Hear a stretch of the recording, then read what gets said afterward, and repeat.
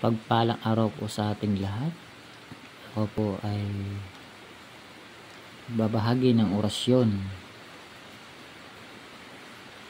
Po, bago po tayo magsimula, nawa ay ako'y nakikiusap sa inyo para tuloy-tuloy po ang ating pagbabahagi ng mga orasyon at kaalaman ukol sa lihim ng karunungan.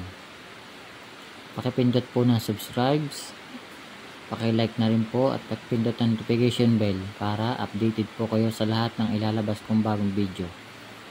Ang ibabahagi ko pong orasyon ay ang basag ng atardar na ginagamit ng kalimitan ng mga albularyo. Ayan po ang orasyon, basag ng atardar. Ayan po, pwede nyo po siyang screenshot. Ayan po.